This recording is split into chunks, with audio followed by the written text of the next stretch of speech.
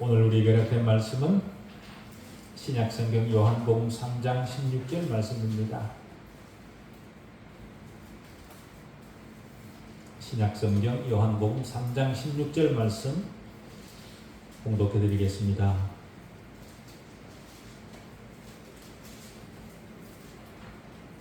하나님이 세상을 이처럼 사랑하사 독생자를 주셨으니 이는 그를 믿는 자마다 멸망하지 않고 영생을 얻게 하려 하심이라. 아멘. 거룩하신 하나님 아버지, 말씀을 듣는 자로 다시 서게 해주신 은혜를 감사합니다. 하나님에 대한 참된 지식을 버리고 미신과 혼란을 향해 나아가던 우리 걸음을 멈춰 서우시기 위해 다시 말씀 앞에 서우셨습니다. 오작동하는 내 생각을 내려놓고 말씀을 듣게 해주십시오. 미신과 혼란을 산출하고 있으면서 군중이 그것을 지지한다는 이유로 그것이 곧 영적 성취라 그렇게 말하는 시대입니다. 그런 교활함으로부터 돌아선 말씀을 해주십시오. 우리 마음과 성품의 지향이 하나님 안에 있도록 하는 말씀을 해주십시오. 자기 존중을 이유로 개인의 생각과 판단이 말씀 위에 있어야 된다고 말하는 시대입니다. 그런 오만한 시대 정신을 따라가지 않게 해주십시오. 인간의 절망적 상태를 확인하는 말씀을 해주십시오. 오직 그리스도 안에만 유일한 소망이 있음을 고백하는 말씀이게 해주시옵길 바라올 때에 살아계신 우리 주 예수 그리스도 이름으로 기도하옵나이다. 아멘. 오늘 본문 말씀은 많은 말씀 중에 가장 놀라운 말씀입니다. 왜 그런가 하면 이 말씀을 읽는 것만으로도 수많은 사람들이 구원을 얻기 때문에 그렇습니다. 이 구절은 하나님의 사랑에 대해 몇 가지 중요한 사실들을 우리에게 가르쳐 줍니다. 특별히 우리 구원이 하나님의 사랑에서 출발되었다라는 것을 보여줍니다. 다시 말해 우리가 하나님을 사랑했기 때문에 구원을 베푸신 것이 아니라 하나님께서 우리를 사랑하셨기 때문에 우리가 구원을 받은 것이라. 우리 구원은 하나님께서 우리를 사랑하시는 데서 출발해서 우리가 하나님을 사랑하는 것으로 끝이 납니다. 다시 말해 우리 구원은 하나님이 먼저 시작하신 일입니다. 이 말씀이 하나님의 사랑에 대해 가르쳐주는 첫 번째 사실은요, 하나님의 사랑이 한없이 넓다는 겁니다. 하나님이 세상을 이처럼 사랑하사라고 합니다. 어느 특정 집단이나 계층만 사랑하신 것이 아니라 모든 자들이 하나님 사랑의 대상이라 그 말이죠. 부자도 권력자도 지식인도 똑같이 복음을 들어야 구원받습니다. 백만장자가 그리스도를 영접하든 가난한 사람이 영접하든 하나님은 동일하게 기뻐하십니다. 그런데도 우리는 유명한 과학자나 의사나 철학자가 그리스도를 영접했다고 하면 대단한 일이라 그렇게 생각을 하면서도 가난하고 이름 없는 어떤 사람이 그리스도를 영접하는 것에 대해서는 그렇게 대수롭지 않게 생각을 합니다. 더 많은 사람을 모아서 더 큰 교회를 하면 하나님께서 더 기뻐하실 것이라 그렇게 생각을 합니다. 그러나 성경 어디에서도 그런 논리를 지지하는 구절은 없습니다. 성경은 모든 인간은 하나님 앞에 죄인이라 그렇게 규정합니다. 더 나은 죄인과 더 못한 죄인을 성경은 구별하지 않습니다. 그리고 그 죄인을 동일하게 사랑하시는 하나님이십니다. 주님은 의인을 위해 죽으신 것이 아니라 죄인을 위해 죽으셨습니다. 왜냐하면 죄인을 사랑하시기 때문에 그렇습니다. 많은 사람들이 주님 앞에 나오지 못하는 이유 중 하나는 자기 같은 죄인은 주님께서 받아주시지 않을 것이라 그렇게 생각을 하고 나오지 않습니다. 그러나 로마서 5장 8절은 뭐라고 얘기를 합니까? 우리가 아직 죄인 되었을 때에 무슨 말입니까? 내가 하나님을 향해 삿대질을 하고 있을 그때에 그리스도께서 우리를 위하여 죽으심으로 하나님께서 우리에 대한 자기 사랑을 확증하셨느니라 그렇게 말씀하십니다. 우리가 하나님을 미워하고 있었음에도 불구하고 미워하는 나를 위해 하나님은 자기 아들을 들이셨다 그 말이죠. 어느 정도는 착한 사람이어야 하나님께서 받아주시는 것 아니냐 그렇게 생각을 하십니다만은 그런 하나님이 아니십니다. 자신이 죄인이라는 사실을 고백하는 모든 사람을 차별 없이 받아주시는 하나님이십니다. 성경을 통해 말씀하시는 하나님의 판단을 따라가는 것이 아니라 하나님에 대해 완전히 무지한 자신의 판단을 더 신뢰하고 그러면서 자신은 구원받을 자격이 없다 그렇게 단정하고 주님 앞에 나오지 않습니다. 물론 인간적 기준으로 생각을 하면 얼마나 순진하고 착하면 그런 마음을 가지겠습니까? 많은 하나님의 생각은 인간의 생각과 다릅니다. 하나님은 우리가 그런 인간이라는 것을 이미 다 알고 시작하셨습니다. 하나님이 외면하시면 절대로 구원받을 가능성이 전혀 없는 죄인이라는 사실을 알고 우리 구원을 시작하신 하나님이십니다. 그렇기 때문에 어쩌다가 그런 사람을 만나면 당신 생각을 믿을 것이 아니라 성경이 뭐라고 말씀하고 있는지를 들어보라 그렇게 말해야 됩니다.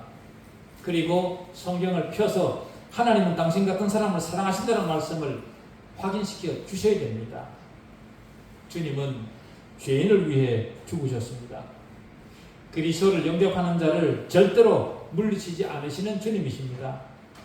하나님은 도둑도 불신자도 심지어 하나님을 모독하던 자까지도 사랑하시는 분입니다. 그런데도 그들이 자기 생각을 따라 자신은 구원받을 자격이 없다 그렇게 생각을 하는 이유는 그들이 하나님을 모르기 때문입니다.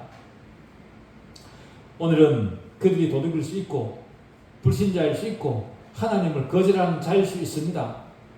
그러나 성령께서 그 마음에 찾아가시면 그 사람은 지금이라도 당장 그리스도 앞에 무릎을 꿇게 되어 있습니다.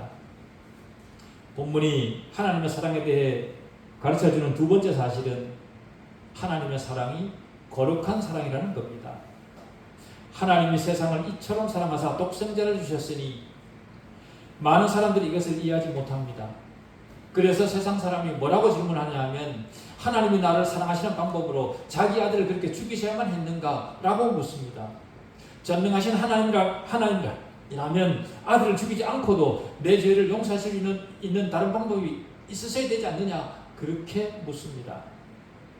그 질문에 대해 본문은 이렇게 대답을 합니다.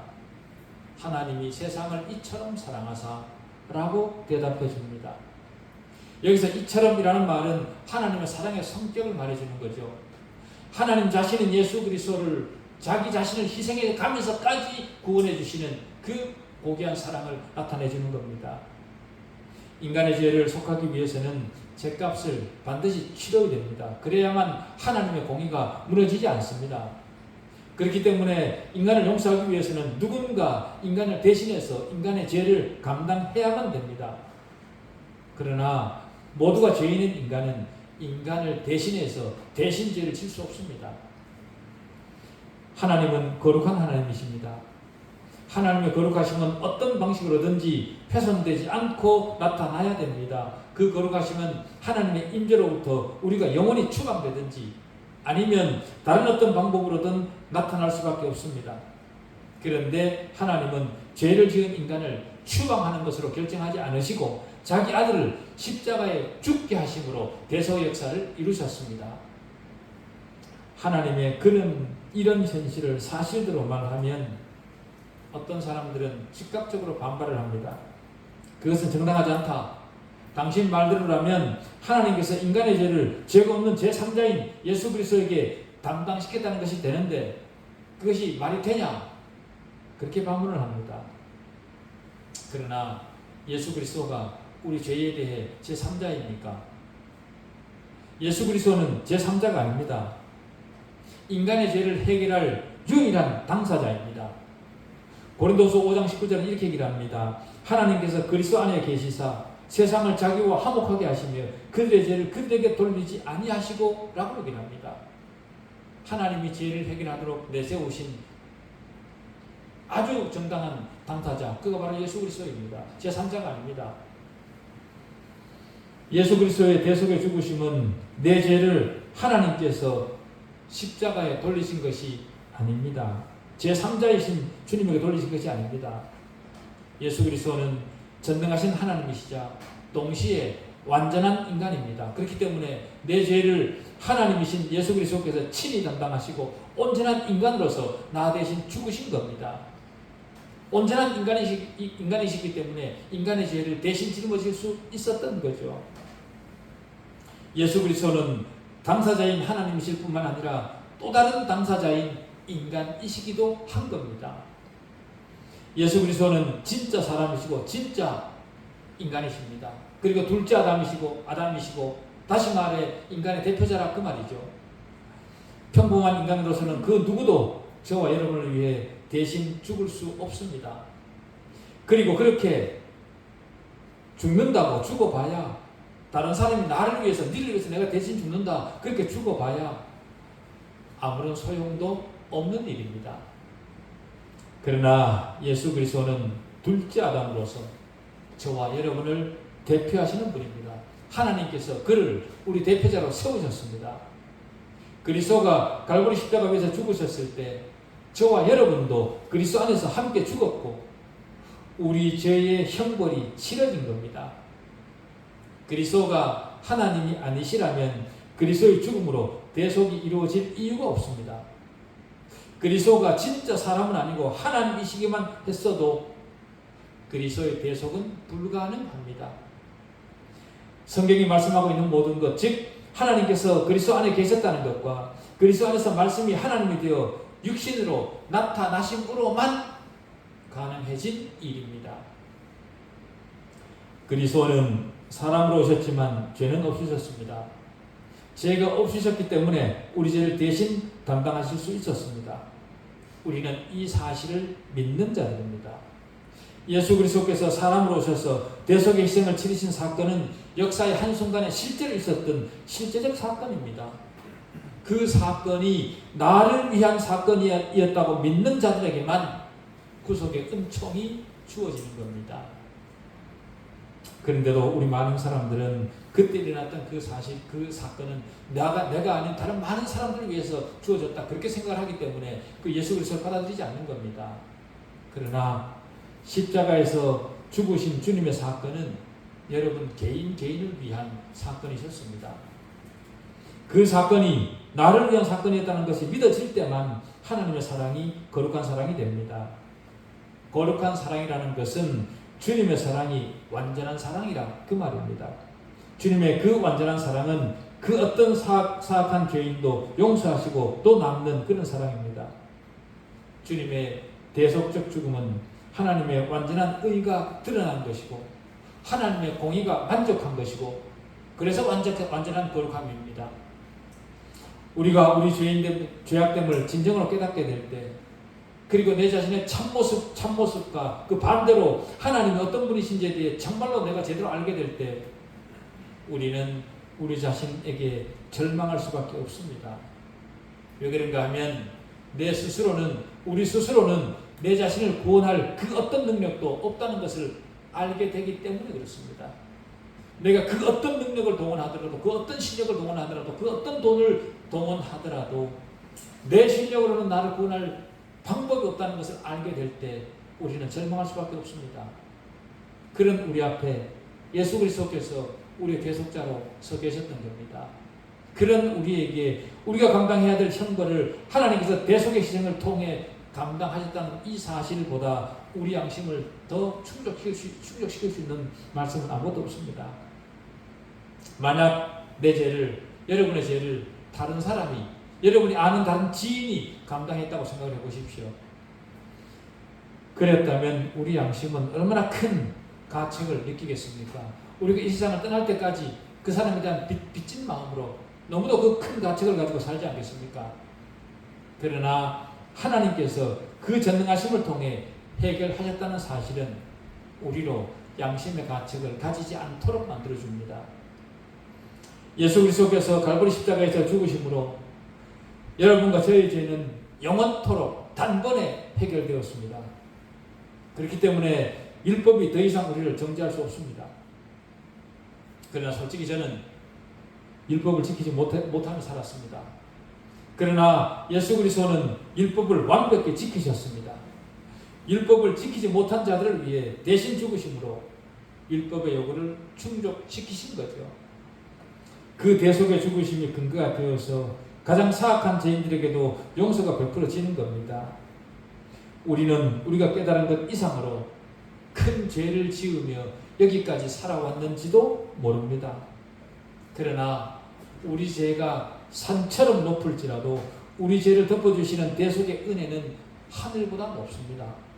그러니까 우리 죄가 사해질 수 있는 겁니다. 우리 죄가 천길 바다보다 깊을지라도 주님의 대속의 은혜는 영원처럼 깊습니다. 그러니 우리 죄가 용서받을 수 있는 겁니다. 본문이 하나님의 사랑에 대해 가르쳐주는 세 번째 사실은 그 사랑의 위대함입니다. 죄인에게 주시는 선물의 위대함을 보면서 하나님의 사랑을 보게 되는데, 하나님께서 우리에게 주신 그 선물이 뭐냐? 그것이 바로 영생이라는 겁니다. 영생이란 그 지속성에 있어서 끝이 없을 뿐만 아니라 그 성질에 있어서는 완전하고 실적인 생명을 의미합니다. 그 생명을 우리가 선물 받았다는 겁니다. 영생이라는 말을 들으면서, 너무 자주 들으면서 그 말에 무뎌진 그런 느낌이 없지 않아 있지만, 영생만큼 인간에게 큰 복은 없습니다. 하나님이 세상을 이처럼 사랑하사 독생자를 주셨으니 이는 그를 믿는 자마다 멸망하지 않고 영생을 얻게 하려 하심이라. 여러분도 마찬가지겠지만 저는 이 완전하고 끝이 없는 생명을 주신 하나님께 참으로 감사합니다. 우리의 육체적 생명은 얼마 있지 않아 죽게 될 겁니다. 우리 인생은 아무리 길어도 그 마지막에 서면 암울해지기 마련입니다. 암울해질 수밖에 없습니다. 한계가 있습니다. 그러나 십자가 보혈의 은혜를 입은 자들에게는 마지막이 없습니다. 그렇기 때문에 암울하게 될 일도 없습니다. 영생이 바로 그런 겁니다. 하나님과 함께 영원히 하나님의 생명을 누리는 삶을 우리는 다음 세상에서 계속 이어갈 겁니다. 누가 그것을 얻을 수 있겠습니까? 누가 자신의 능력으로, 누가 그런 인간의 능력으로 살 수 있겠습니까? 이 영생의 삶은 누구에게나 열려있는 은혜입니다. 본문은 말하기를 이는 영생이 주어지는 것은 저를 예수 그리스도를 믿는 자마다에게 주어지는 것이라 그렇게 말합니다. 반대로 얘기를 하면 예수 그리스도를 믿지 않는 자에게는 이 영생이 주어지지 않는다는 거죠. 예수 그리스도를 믿는 자마다에 여러분도 포함되었다는 것을 확실히 알고 계십니까? 그 사실을 아는 자만 누릴 수 있는 영생입니다. 믿는 자마다라는 말씀은 여러분 개인을 지칭하는 말입니다. 우리에게 하나님 사랑의 위대함이 나타나는 또 다른 측면은 하나님께서 우리를 위해 치르신 희생입니다. 하나님이 세상을 이처럼 사랑하사 독생자를 주셨으니 사랑의 크기는 희생에 비례합니다. 누가 여러분을 얼마나 사랑하느냐 하는 것은 그가 여러분을 위해 얼마만큼의 희생을 기꺼이 치르는가를 보면 확인할 수 있습니다. 말로만 사랑하는 것 아무것도 아닙니다. 쓰레기입니다. 필요 없는 겁니다. 하나님은 우리를 위해 하나님 자신이 가장 사랑하시고 가장 아끼시는 아들을 내어주셨습니다. 우리 같으면 내 자식을 희생시키면서까지 다른 사람을 사랑할 수 있을까요? 절대로 못할 겁니다. 그러나 우리를 향한 하나님의 사랑이 얼마나 크신지 우리를 위해 자신의 아들을 희생하셨습니다. 그런 희생을 통해 받은 구원인데도 구원의 가치를 하찮게 취급하는 사람들이 많이 있습니다. 그러나 우리에게 주신 주님의 희생을 가볍게 생각하는 것은요, 그야말로 파렴치한 행동입니다. 아무런 죄가 없는 여러분 자식이 그가 무도한 인간들에게 잡혀갔다고 생각해 보십시오. 그들이 내 자식의 눈을 가리고 얼굴에 침을 뱉고 때리고 아주 날카로운 가시로 만든 멸류관을 머리에 씌우고 그래서 얼굴에 피를 흘리고 있다. 그렇게 생각을 해보십시오. 여러분 눈앞에서 여러분 자식이 그렇게 당하고 있다. 그렇게 생각을 해보십시오. 여러분 자식이 그렇게 당하고 있다면 여러분은 어떻겠습니까? 그것도 모자라 내 자식이 옷을 벗기고 기둥에 묶은 다음 놋조각이 달린 채찍으로 때려서 등이 다 찢어지고 피가 흐르고 있다고 생각해 보십시오. 그 모습을 여러분이 직접 보고 있다고 생각해 보십시오. 어떻겠습니까? 그리고는 미리 만들어 눕혀놓은 십자가에 내 자식을 내동댕이 치고 십자가 틀에 한 팔을 끌어다가 그 손바닥에 큰 대못을 대고 큰 망치로 내리쳐서 못을 박는다 라고 생각을 해보십시오. 어떻겠습니까? 그리고 다음 팔도 똑같은 방법으로 끌어다가 십자가 틀에 큰 대못을 박고 큰 망치로 내리치는 모습을 부모인 여러분이 직접 보고 있다, 그렇게 생각을 해보십시오. 그런 다음에 양발을 묶어서 발목에도 똑같이 대못을 박고 마지막으로 그 십자가를 세워놓고 고통이 극에 달하도록 매달아 놓는다, 그렇게 생각을 해보십시오. 여러분의 피가 거꾸로 솟지 않겠습니까? 그런 과정을 통해서 우리에게 주신 구원인데 그것이 가치가 없습니까? 그 나쁜 놈들이 내 자식을 타는 듯한 햇빛 아래 죽어가도록 내버려 둔다, 그렇게 생각해 보십시오. 하나밖에 없는 내 아들이 그렇게 십자가에서 그 고통을 당하면서 죽어가고 있는 그 모습을 바라보고 있는 부모의 마음이 어떻겠습니까? 그런데도 그 희생의 가치가 가볍습니까? 우리가 지은 죄가 얼마나 크면 그런 고통을 겪어야만 우리 죄가 해결되는 걸까요? 저와 여러분이 가지고 있는 그 죄들이 이렇게 큰 겁니다. 그 죄를 용서받았는데 그것이 가볍습니까? 하나님은 자신의 아들 예수 그리스도가 그런 고통을 당하시는 모습을 보시면서 아무런 고통이 없으셨을까요? 그런 고통과 바꿀 만큼 하나님은 우리를 사랑하신 겁니다.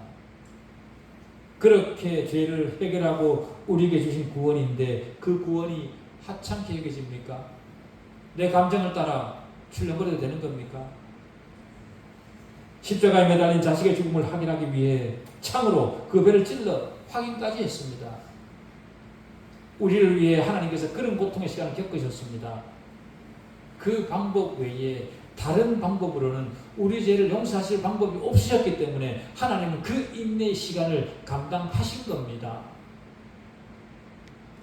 여러분을 향한 하나님의 그 사랑을 어떻게 생각하십니까? 어떻게 갚으실 겁니까? 그런데도 많은 사람들이 자신이 받은 구원을 종교화해서 그저 형식적으로 주의를 지키는 것으로 자기 할 일을 다 했다는 식으로 그렇게 하나님을 대합니다. 그것이 바른 겁니까? 본문이 하나님의 사랑에 대해 가르쳐주고 있는 또 하나의 사실은 모든 것을 정복하는 하나님의 사랑의 능력입니다. 하나님의 사랑은 죄와 죽음과 허물을 정복하고 영원한 생명을 우리에게 줍니다.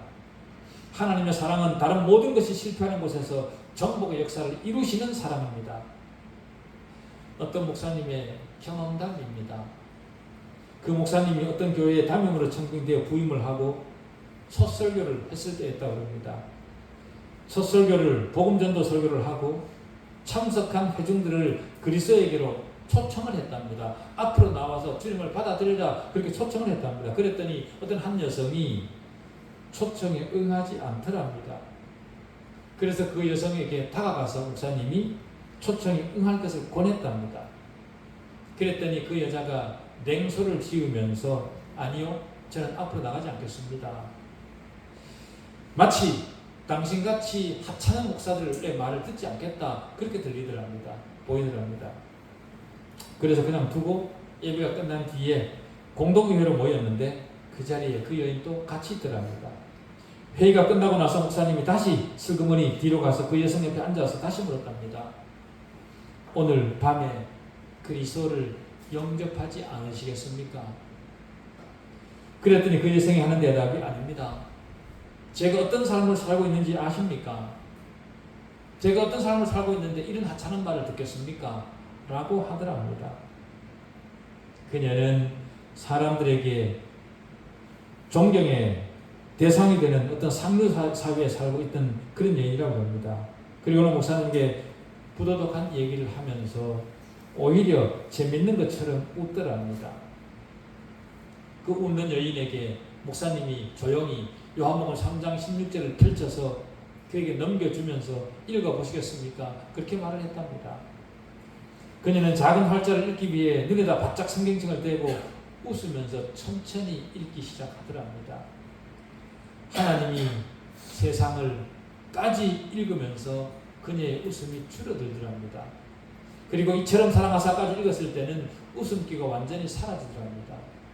그리고 독생자를 주셨으니 라고 읽더니 울기 시작하더랍니다. 눈물이 그녀가 입고 있던 고급 실크 드레스를 타고 흘러내리더랍니다.